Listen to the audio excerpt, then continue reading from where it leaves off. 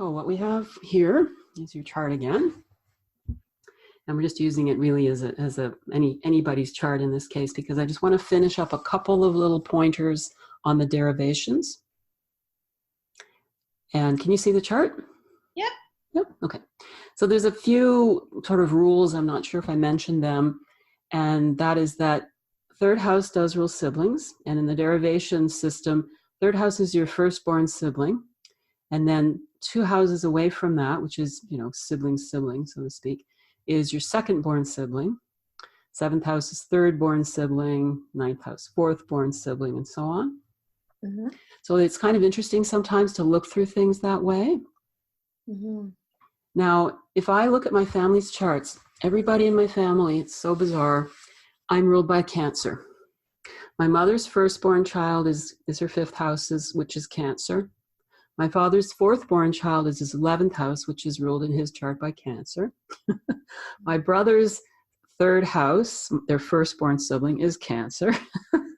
It's like it just keeps showing up. And even my kids, their opposite sex parent, it's a water sign. One has Scorpio ruling the 4th house. One has Pisces ruling the 4th house, which are probably the Pisces ruling the 4th house because I have so many planets in Pisces. Probably does describe me pretty well.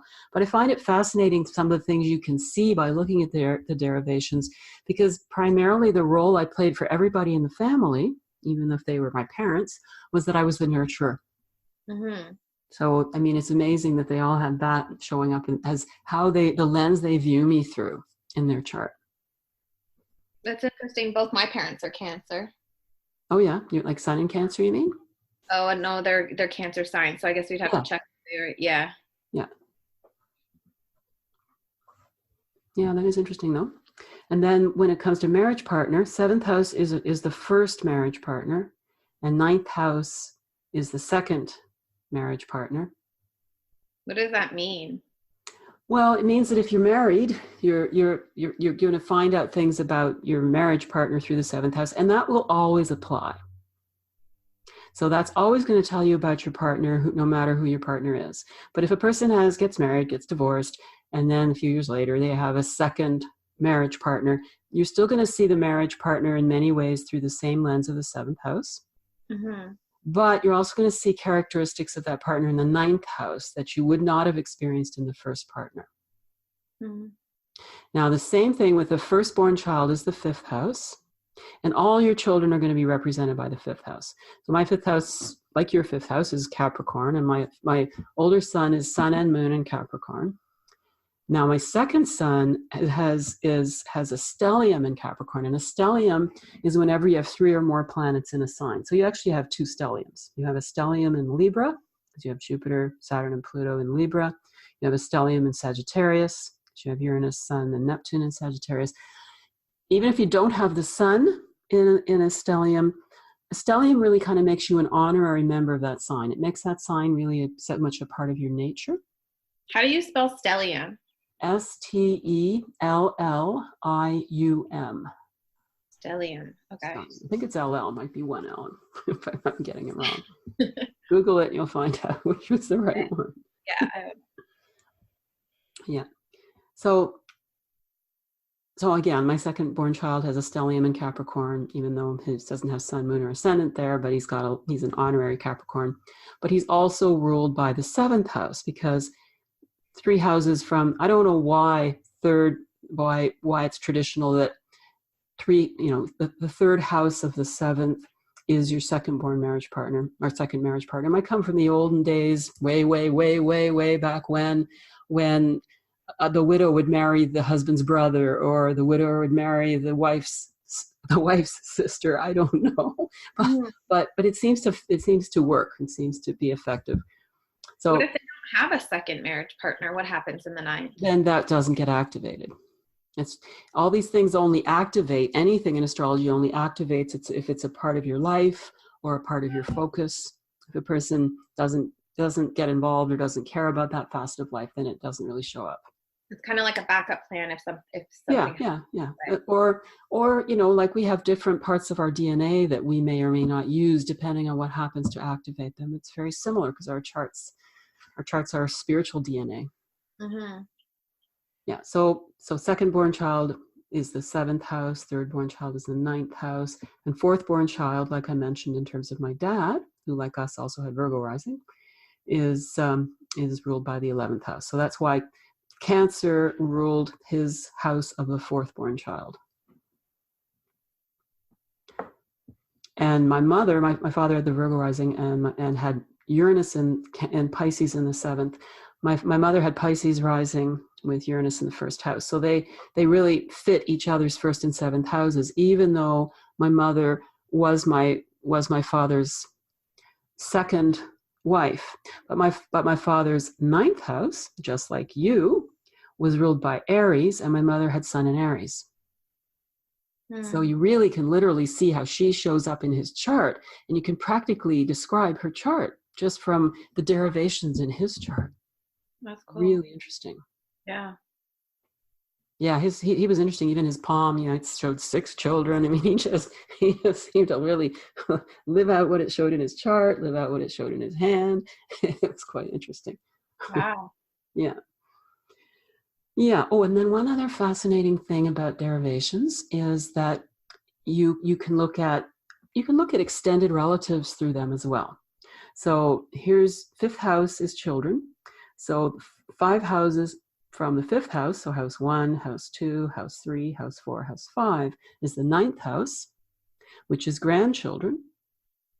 Now again, in my mother's derivation, her 9th house was ruled by Scorpio, and she had Saturn in Scorpio in the 9th house.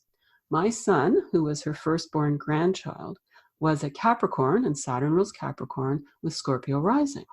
So again, the derivation showed up, it panned out in her chart. Mm-hmm. So interesting. So you can actually kind of look at the people connected to you and potentially learn certain things about your destiny. So my chart, you could see the Capricorn. Let's pump it up. A lot more likelihood. What is that? I don't know. Wait, one sec. What is that? I don't have anything open. Yeah, I don't either. I don't know what's happening. As far as I know, I haven't touched anything. I don't have anything open. Oh, you know what? It sounds like some kind of feedback.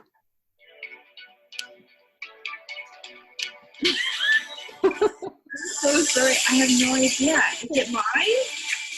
I don't have anything open now. Okay, so we're back after our amusing technical issue.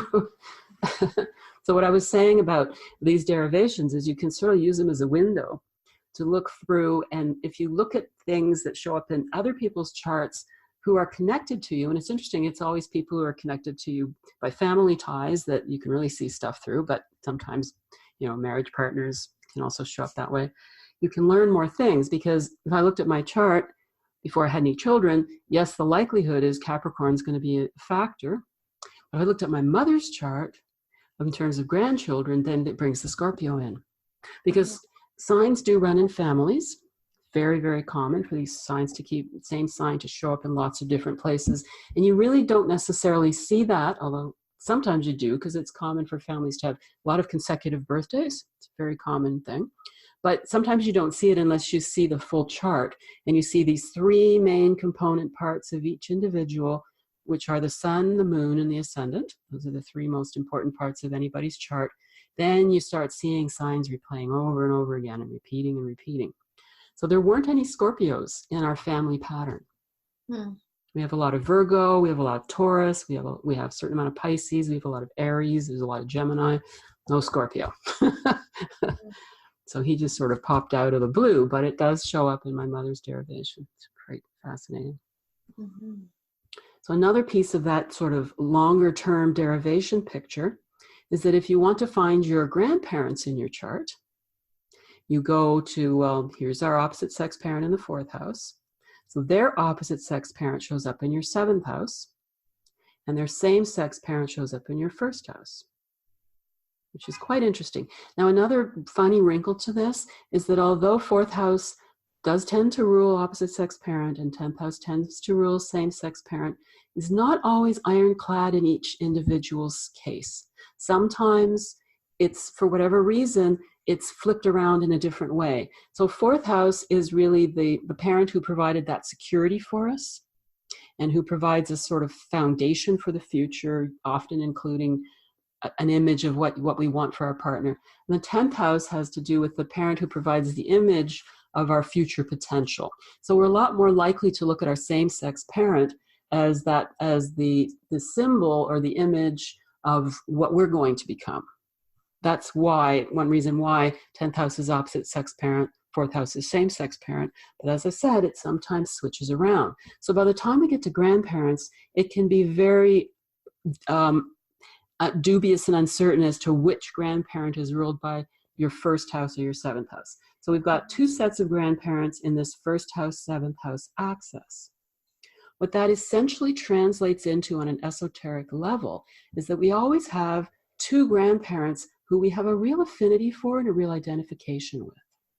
So that, when things seem to skip a generation, astrology lines up with that or explains that by saying you're actually more like 2 of your grandparents than you actually are like your parents.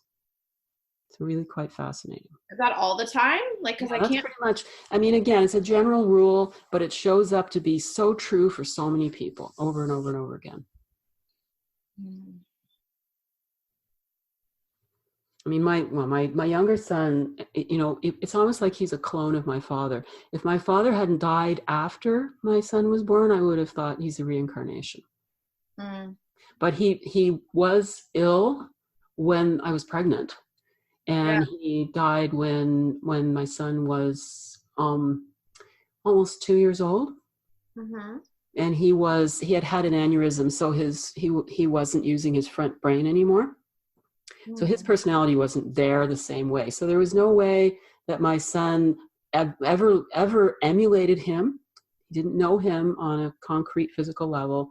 And he wasn't the reincarnation because they overlapped in time, but they are so phenomenally similar. It's unbelievable. It's really quite interesting. Now, they both had Virgo rising because it's one of the things that runs in our family is Virgo rising. But still, you're not going to be that similar just from that. It's quite something. Yeah, so I'm pretty sure that does sort out. There's lots of other more subtle ways to play with it, should you feel inclined. But what we've done now is we've really kind of covered the basics of the signs, the basics of the planets, the basics of the houses. And what derivations does is it ties it all together like a spider web. So we can sit here and look at Venus, and we understand Venus as what it means or what it feels like being in Capricorn in the 5th house. But Venus is also tied to the 3rd house, to the 2nd house, to the 10th house, and it's also tied to the natal Saturn. And those are all these little lines that go between these different places, and there's lines and connection points between all the different facets of the chart that once we get a feel for all of these components, it's like you can slide down tubes and find out more information. So this is why it's so important to get the real feeling of those basics and make them part of it's such an automatic part of them, so they're in your bones and blood and they can just spontaneously pop out. That happens to all astrologers. They get to that point where, they immediately, that's where you get two astrologers together at a party. Nobody can understand what they're talking about because they're talking their own language. Yeah. you have it is like a new language. Yeah, it absolutely is. Because there's so much information in any one little thing. I mean, one sign has thousands of megabytes of information just in the sign itself. So does a planet. So does a house. So astrologers have a tremendous shorthand or a short form language to discuss all these things. So it's the derivations. How do you pronounce it? Derivations. That really tie it together in the end, right? There's all those extra connections that happen. Yes, that's right. And the derivations start with the ruling planets of signs and houses. But another thing about ruling planets is that the ruling planet, it's called the ruling planet because it has a lot of power and influence over the house or the sign, or the planet, and that house, sign, or planet returns to that ruler and where it is. But sometimes the same holds in the opposite direction. So if we look at, you've actually got two mutual receptions in your chart, because you have Mars in Virgo, and Virgo is ruled by Mercury, and you have Mercury in Scorpio, and Scorpio is ruled by Mars. So your Mars and your Mercury rule each other. It's very unusual to have two. It's not that common to even have one, and you have two. And then your Venus and your Saturn rule each other. What But does if it we mean want to to, have two? What does it mean to have two? well, it's always a gift to have a mutual reception, and it's a gift to have a grand trine too. You've got three aces up your sleeve astrologically.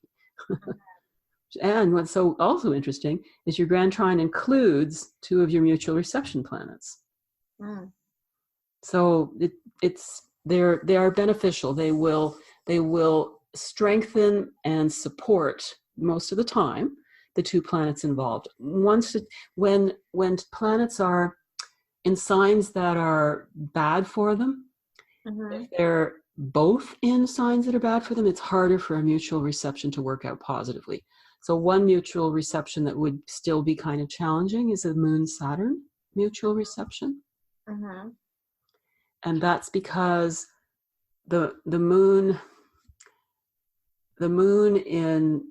in Capricorn is in a very weak sign. The moon is our emotional nature, our immediate experience of our childhood.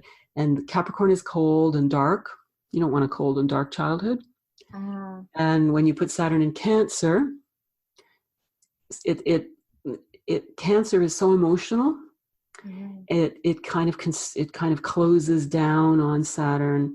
Saturn Cancer is also a difficulty in terms of one's concept of the childhood experience. Sometimes the person has a difficult child experience, but they've definitely had that somewhere in their incarnational history. So those two are very emotionally dark if you have a mutual reception between Moon and Saturn. But again, it can, because there's a flow happening, if a person wants to work with it consciously, they can turn it around really well. If they don't, it will kind of stay dark. But generally speaking, it is really helpful, tremendously helpful to have a mutual reception. That's cool. And having two is, just extra added help. So we want to look at something in your chart as let's look at how your Jupiter rules your Sun in Sagittarius. Okay. So that normally means that the Jupiter, the gifts that you were born with, and your sense of grace and optimism helps to support your soul, your heart's desire, your development as a Sagittarius. But it also means that your whole perspective of having Sun in Sagittarius can turn around and influence your Jupiter in some way.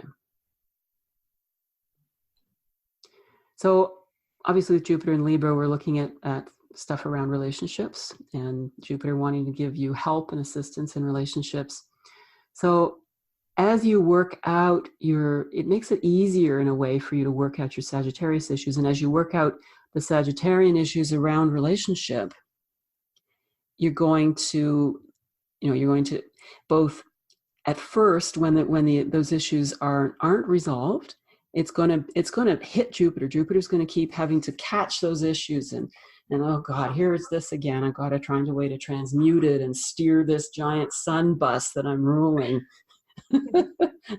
So Jupiter's taking a hit at first while it's getting its balance.